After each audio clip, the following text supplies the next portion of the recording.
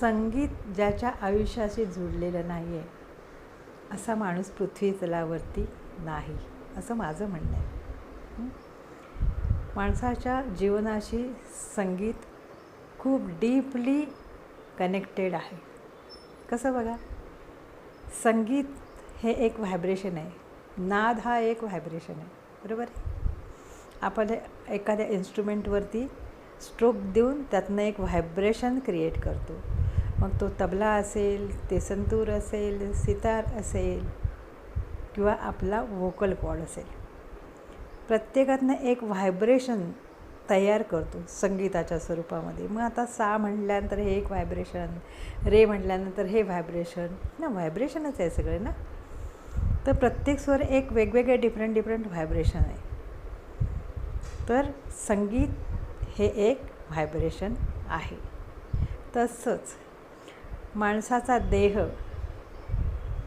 हा अणू, रेणू आणि त्याच्याही आत खोल डीपवरती विश्लेषण केलं गेलं जर आणि बेसला गेलं त्याच्या, तर तिथे काय सापडलेलं आहे की माणूस हा स्थूल देह जरी दिसला तरी बेसिक लेवलला माणूस हा एक व्हायब्रेशन आहे. म्हणजे हा शोध लागलेला आहे. हा आपला जरी देह स्थूल दिसला ना तरी ते व्हायब्रेशन्सचा एक समुच्चय आहे असं आपण म्हणू. खूप डीप गेल्यानंतर हे व्हायब्रेशनच सापडतं. तर जर माणसाचं शरीर हे एक व्हायब्रेशन आहे, ठीक आहे, तर प्रत्येक विचार माणसाच्या मनातला, शरीरात चाललेल्या सगळ्या गोष्टी ह्या व्हायब्रेशन लेवलवर चालतात.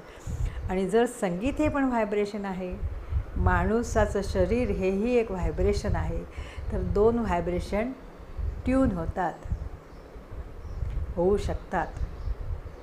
आपल्याला भारतीय संस्कृतीमध्ये आपण पाहिलेलं आहे, आपल्या जन्मापासून आपल्या मृत्यूपर्यंत संगीत हे आपल्यासोबत आहे.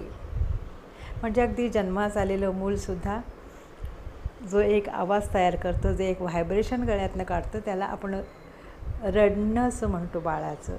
तर त्याचं अस्तित्व इथून सिद्ध होतं की ते बाळ जन्मास आल्याबरोबर रडते. म्हणजे त्याचं रडणं हे जे एक व्हायब्रेशन आहे, ते व्हायब्रेशन सिद्ध करते हे मूल जन्मास आलेलं आहे आणि छान आहे. म्हणजे नाही रडलं तर ते छान नाही आहे असं म्हटलं जातं. त्याच्यामुळे त्याचं अस्तित्व हे त्या व्हायब्रेशन्स म्हणजे रडण्याच्या व्हायब्रेशन्सवरती अवलंबून असतं. तसंच माणूस अगदी जात असतानासुद्धा एक गळ्यातनं आवाज येतो त्याच्या, आपल्याला माहितीच असेल. म्हणजे ते बोलणं जरा कठीण वाटतं, पण घरघर म्हणतात तसं. किंवा जो गेल्यानंतर बाकीचे राहिलेल्या लोकांचं ते दुःख आणि जे रुदन असतं ते त्या आवाज हे त्या व्हायब्रेशन्सने, सॅड व्हायब्रेशन्सनी त्याला विदाई करणं असं असतं. तसंच जन्मास आल्यापासून अगदी 5वी असेल, बारसं असेल, मुंज असेल, लग्न असेल, कुठलं काही 60 असेल, काही असू दे, प्रत्येक ठिकाणी आपल्याला संगीत लागतंच.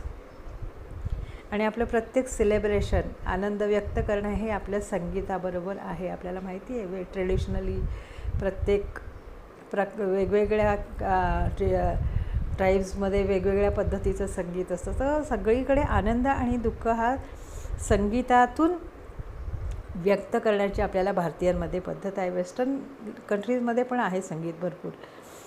तर अशा पद्धतीने आपण त्या व्हायब्रेशन्स बरोबर आपला आनंद आणि दुःख व्यक्त करतो, आहे ना. प्रत्येक वेळेला व्हायब्रेशन्स वेगळी असतात. दुःखाची व्हायब्रेशन्स वेगळी, सुखाची व्हायब्रेशन्स, आनंदाची वेगळी असतात.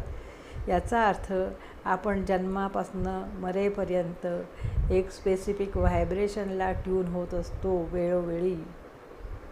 आणि जर अशा पद्धतीने संगीत हे व्हायब्रेशन आहे, माणसाचा देह हा व्हायब्रेशन जर आहे, तर हे ऑटो ट्यून होतात.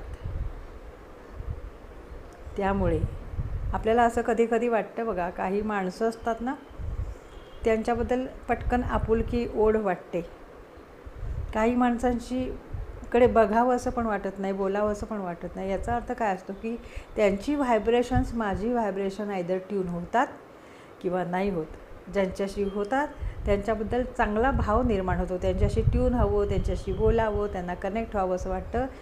आणि ज्यांच्याशी आपली व्हायब्रेशन ट्यून होत नाहीत त्यांना त्यांच्याशी बोलावं असं पण वाटत नाही. तर अशा पद्धतीने ही व्हायब्रेशन्स काम करत असतात. तर यासाठी मी आत्ता असं जर म्हटलं सुरुवातीला की जिथे व्हायब्रेशन नाही, जिथे संगीत नाही, असा माणूस पृथ्वीतलावरती नाही. Stay tune with vibrations, positive vibrations.